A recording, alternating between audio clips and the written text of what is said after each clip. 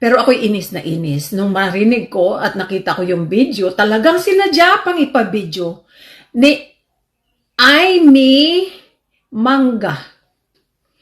Alam ko na pala kung bakit nila tinatawag na mangga kasi yung kanyang baba ay paganyan, mukhang mangga.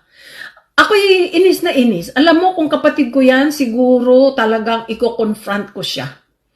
At sasabihin ko sa kanyang, tumigil ka na nga ng iyong kapapasikat. Para makapasikat ka lang, gagawa ka ng isang bagay na hindi ka panipaniwala. Pero mo sasabihin mo, dahil mahal na araw ngayon, lalong dumadami ang kasalanan mo sa ginagawa mo. Sasabihin mong ikaw ay nagsisisi sa iyong mga ginawa. Lentogas. Yan lang ang iyong pagsisisihan. Ang kapatid mo, humingi ka ba ng tawad sa kapatid mo kung anong ginawa mo? Bakit akala mo ba yung ginawa mo kay Sayad at saka yung ginawa mo kay Digong? Mas mabigat ba yun sa ginawa mo sa kapatid mo na kadugo mo? Aimee, I should say. Aimee Manoto. Itatag kita dito sa video ko ito para mapanood mo naman. At ng iyong mga alipores, mapanood nilang sinasabi ko. Hindi ako natutuwa. At saka alam kong, hindi ako natutuwa, maraming mga Pilipino ang nakikisama sa aking damdamin tungkol sa iyo. Hindi ako natutuwa sa iyo. Kaya sa mga kababayan ko dyan, na mga bumoto kay Aimee nung nakalipas, naku, huwag na nating iboto yan. Huwag na nating iboto yan. Masyadong maarte. Dahil ngayon, yung mga nakalipas na araw, she is not being talked about. So ngayon, gumawa na naman siya ng parang ng announcement niya para sumikat na naman siya sa social media at saka sa news. Eh syempre, pipick upin ng mga newsmen yan. Nagsisisi o humihingi ng tawad si Aimee. Walang hiya naman. Akala mo naman napakalaking kasalanan mo yan. Hindi mo kasalanan. Gusto nila yun. Bakit? Kung ang tao ba ay ayaw niya? Sasama ba siya? Maniniwala ba siya sa ibang tao? Meron naman siyang sariling isip eh. Bakit ka hihingi ng tawad sa kanila?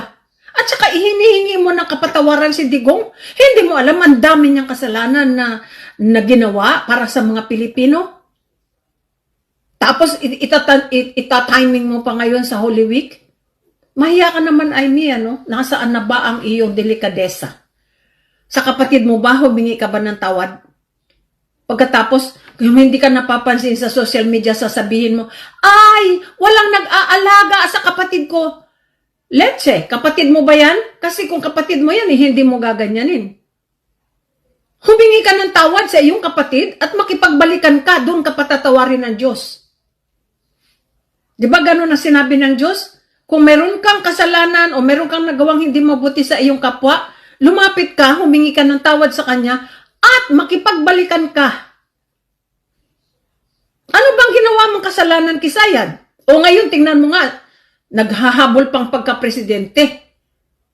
Dapat nga, ang sabihin mo sa kanya, bumalik ka na lang doon sa Davao, mabuti pa, wala kang problema kaysa ngayon. Talagang puputaktiin ka ng mga Pilipino dahil ayaw nila sa'yo. Dahil hindi ka karapat dapat na maging presidente. Pagkatapos si PBBM na nagpipresidente, nagtityaga ng kanyang ginagawa na ang lahat, siya pa ninyong i-dina-down. Humingi ka ng tawad sa kapatid mo, Aimee. Siguro naman patatawarin ka ng Filipino people. Humingi ka ng tawad sa kapatid mo. Hindi ka humingi, bir mo, i-announce mo pa, humingi ka. Hindi ko, kasalanan ko. Patawarin ninyo ako, ginawa ko. Kaplastikan! Hypocrisy! Ako'y naiinis sa iyo, Aimee, ha? Kung humihingi ka ng tawad kay Digong at saka kay Sayad, humingi ka ng tawad sa mga Ilocano, taga Ilocos Norte. Ano ang ginawa mo sa Tobacco Fund? Hanggang ngayon, hindi ko titigilan yan. Lagi ko, basta nabanggit ka, Aimee. Ano ang ginawa mo sa Ilocos Norte Tobacco Fund? Hanggang ngayon, hindi yan nasusolba. Kaya ngayon, ang aking nasa isip, siguro yan ang utang na loob mo kay Digong. Kasi wala Wala kang lusot doon. May kasalanan kayo ginalaw ninyo kasi that is against the law. Ang Tobacco Fund ay hindi dapat gagalawin. Yaan ay para sa mga magsasakalang ng tobacco. sa Region 1. Pero ginalaw mo, kaya may kasalanan ka doon. Pero bakit hindi ka nakulong? Bakit ang iyong kaso ay nakalimutan na lang? Dahil ang presidente noon ay si Digong. Siguro mayroong ginawa si Digong para ka matulungan at malinis ang pangalan mo. Pero ang mga tao, mga kababayan, huwag niyong kalilimutan yan. Mayroong itinatagong kaso yan na dapat habulin ng Filipino people. Dapat habulin natin yan. Mga Ilocano, hanapin ninyo yan. Kaya huwag siya magmalinis-malinisan, ha? Hindi malinis ang pangalan mo, Amy. Huwag kang magsalita-salita dyan, nakala mo pinakikinggan ka pa ng mga Pilipino. Wala nang naniniwala sa iyo. Let's kung magsalita ka, akala mo ikaw na lang ang matino sa buong Pilipinas? Naku ha, Amy, tumigil ka na. Better shut your mouth up. Mabuti pa. Ganun na lang ang gawin mo. Kala mo kung sino ka pag magpabida-bida ka, pagka hindi ka na pinag-uusapan sa social media, pabida-bida ka. Hindi naman kami naniniwala sa iyo. Sige nga, mag-election ngayon, tingnan natin kung lalabas ka pa. Nung last election nga, bibitin-bitin ka na lang doon sa kahulihan Di ka ba nahiya niyan? Mabuti nakasabit ka pa. Ngayon, mag-election ngayon, right now. Mag-election ngayon, tingnan natin. Mahiya ka, Amy, dapat ma-realize mo na yan.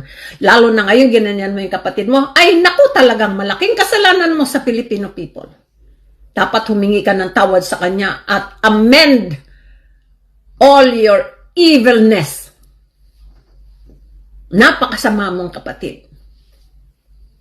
Makipagbalikan ka. Kung kailangan, kung ginagamit mo ang mahal na araw na ikaw ay humingi ng tawad, kahit na magpapako ka pa sa krus dyan sa Pampanga, hindi mo mapapalitan ang ginawa mo sa kapatid mo. Kahit na gumapang ka pa mula sa pintuan ng simbahan hanggang sa altar, hindi ka mapapatawad ng mga Pilipino sa ginawa mo. Dahil hindi natin kultura yan. Yan ang natutunan mo sa mga Duterte. Dahil sa pakikipagkaibigan mo, pagkikipagmalapitan mo sa kanila, yan ang natutuhan mo sa mga Duterte. Kabastusan. Hindi sumusunod sa kultura ng mga Pilipino. Ayan mga kaibigan, ako'y galit na galit sa babaeng yan. Ako'y galit na galit. Ipokrita, numero 1. Mahal na araw na. Pero itong si Mangga, si Amy Marcos, nagpakasayad-sayad at saltik-saltik na rin. Nakamukha ng BFF niya na si Sara Duterte. Eto, gumawa ng video, humihingi ng sorry sa daddy niya tungkol sa kapatid niya na si Bongbong Marcos, hindi niya naalagaan. In essence, gano'n ang gusto niyang sabihin. Eto, gusto lang na itong gumawa ng ingay. Sigurado para malihis ang mga usapin ngayong Holy Week dito sa impeachment trial ni Sara Duterte. Ang tanong, nagtagumpay ba siya sa gusto niyang gawin? Siguro, to a certain extent, baka sakali kasi kamukha natin, pinag-uusapan natin ngayon, pero yung mga tao ba naniniwala sa kanya? Of course not. Kung naniniwala mga tao sa'yo, Amy Marcos, nung nagsalita ka sa rally ng INC, dapat kumilos na yung mga tao. Dapat naglabasan na, dapat nagalit na kay PBBM.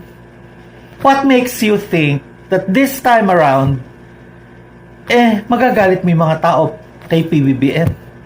Nung una, na mas malaking pasabog, kunwari, na ginawa mo, hindi ka nga pinaniwalaan, ipinagkibit-balikat ka lang, tinawanan ka lang, dahil alam ng mga tao, sa dalas na kasakasama si Sara Duterte, pareho na kayong baliw, pareho na kayong may sayad, pareho na kayong may saltik. So yung mga tao, hindi naniniwala sa'yo. Iba yung nagsasalita ka, paminsan-minsan, pinapakinggan ka ng mga tao, naniniwala sa'yo, nakaka-impluwensya ka kung paano mag-isip ang mga tao na nakikinig sa'yo. Pero hindi. Pinagtatawanan ka lang dapat. Nung una pa lang, pagkatapos mo magsalita, after that, nakiramdam ka. Tiningnan mo, naging effective ba yung sinabi ko? Pinaniwalaan ba ako ng tao? At kung doon pa lang, after ng rally na yan ng INC, nagtanong-tanong ka, dapat bumulaga na sa yung katotohanan na wala ka namang credibility kahit anong sabihin mo. Hindi. Kasi lahat ng ginagawa mo, alam mo kung bakit hindi ka pinaniniwalaan ng tao? Pangwawalang hiya sa pamilya mo yung ginagawa mo eh. Pangwawalang hiya sa kapatid mo, sa magulang mo, sa isa mo pang kapatid na si Irene. Pangwawalang hiya yan sa mga pamangkin mo.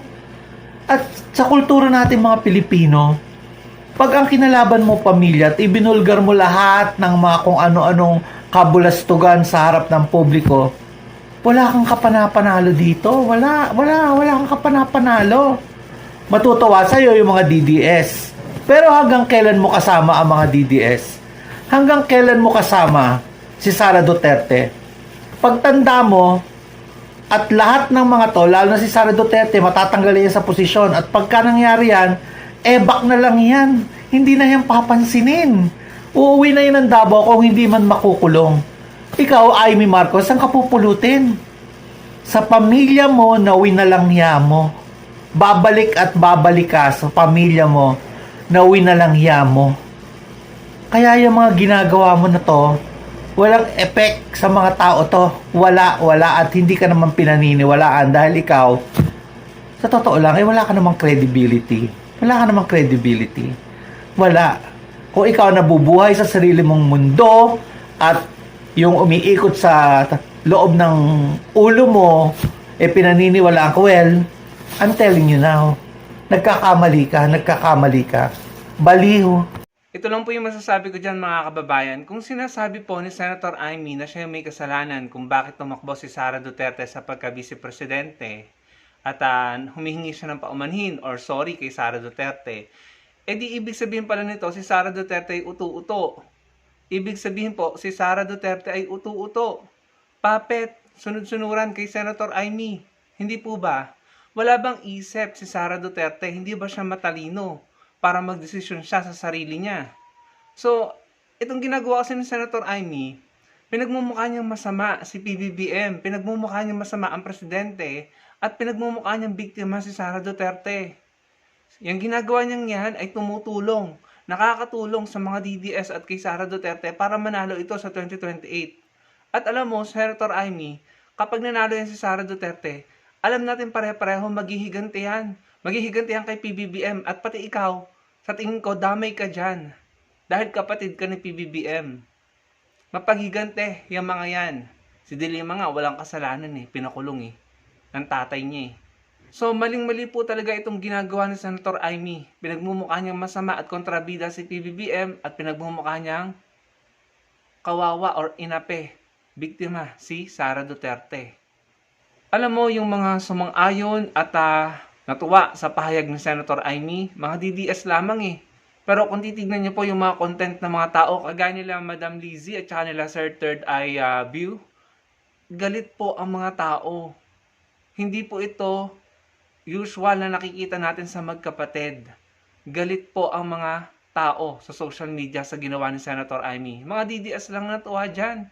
Kasi nagmukhang biktima si Sara Duterte. Pero yung mga tao, hindi po nagustuhan ng ginawa ni Senator Amy Marcos. Para siyang hindi kapatid. Pinagmumukha niyang masama. Kung magsalita siya dun sa message niya, akala mo sincere at legit yung sinasabi niya. Pero pinagmumukha niyang masama si PBBM. Habang pinagmumukha niyang mabuti at biktima si Sara Duterte. Kaya yung mga tao nagalit sa kanya. Tinatawag siyang ipokrita. Ano yung sabi ni Sir Third Eye View dun sa huli niyang sinabi? BALIW. Hindi ko po sila masisisi. Dahil para nga po sa akin, napaplastikan ako dun sa pahayag ni Senator Amy Magpakatotoo ka, Senator Amy. Wag ka nang makipagplastikan dyan sa mga Duterte. Paano mo nagagawang sumama sa mga taong nambabalahura at nambabastos at gumagawa ng kung ano-anong kwento, tinatawag ang kapatid mo na BANGAG, Ngiwe, Polboronic, paano mo nagagawang makihalubilo sa kanila? Paano mo nagagawang sumama sa kanila? Paano mo nagagawang makipagngitian? Makipagtawanan sa mga taong bumababoy, bumabalahura sa kapatid mo? Paano mo nagagawang sumama at irespeto ang mga taong gustong patalsikin sa pwesto ang kapatid mo. Kung meron ka nakikitang hindi maganda sa kapatid mo or sa tingin mo hindi tama, kausapin mo. Mag-usap kayo at magtulungan kayo. Kaso ang ginagawa mo, iniwan mo sa ere at sumama ka dun sa kalaban niya. Sumama ka dun sa mga taong gustong magpabagsak sa kanya. Anong klaseng kapatid yan, mga kababayan? Hindi po ganyan ang samahan ng magkakapatid na Pilipino, na magkakapamilya, ng mga magkakamag-anak na Pilipino. First time ko pong nakakita ng ganyan sa larangan ng politika. Usually, susuportahan, kakampihan, tutulungan, gagabayan ang kapatid. Pero si Senator Amy, iniwan sumama sa kalaban. Yung kalaban ng tinutulungan. Ang hirap, no? Ang hirap intindihan ng ganon. Never ko pong maiintindihan si Senator Amy. Kaya yung mga tao nagagalit, nagsasalita ng kung ano-ano sa kanya. Kayo po, ano pong masasabi nyo sa ginawa ni Senator Amy? Ilagay nyo lang po sa comment section at salamat po sa panonood.